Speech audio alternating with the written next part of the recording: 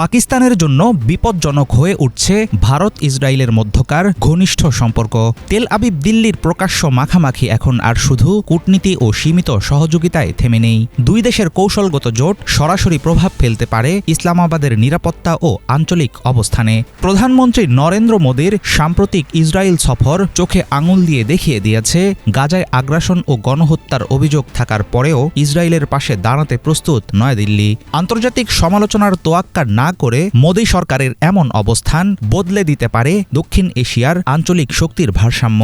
কিন্তু ভারত ইসরায়েল ঘনিষ্ঠতা কেন পাকিস্তানের জন্য হয়ে দাঁড়াচ্ছে বিপদের কারণ? 2017 সালে নরেন্দ্র মোদীর প্রথমবার ইসরায়েল সফরের পর থেকেই দ্রুত গভীর হয়েছে দুই দেশের সামরিক সম্পর্ক। বর্তমানে ইসরায়েলি অস্ত্রের সবচেয়ে বড় ক্রেতা ভারত।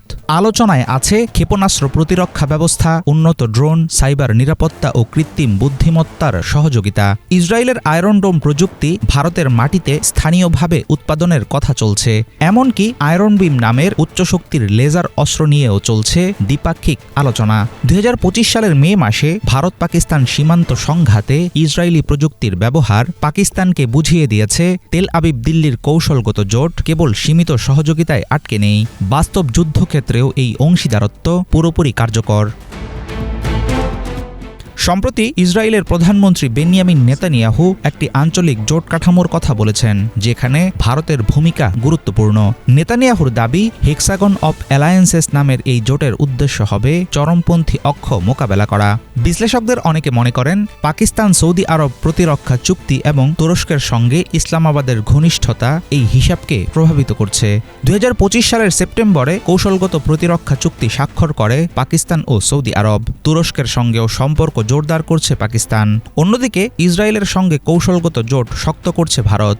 সবকিছু মিলে আঞ্চলিক শক্তির ভারসাম্যে তৈরি হচ্ছে নতুন বিভাজন।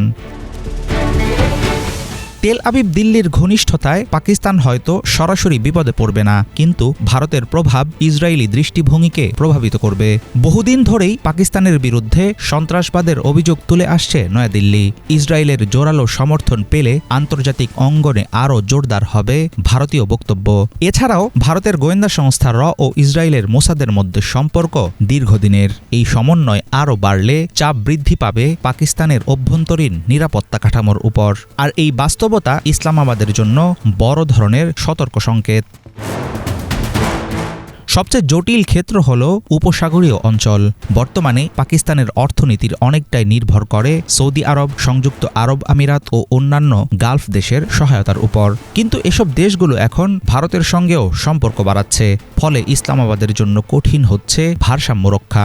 দিল্লি ও তেল আবিবের ঘনিষ্ঠতা যত শক্ত হবে, ইসলামাবাদকে ততই হিসাব কষে এগোতে হবে। আর এই নতুন বাস্তবতায় প্রশ্ন হল, নিজেদের অবস্থান সুরক্ষিত রাখতে পাকিস্তান আসলে কতটা প্রস্তুত? হাফিজুল ইসলাম, বাংলা ভিশন।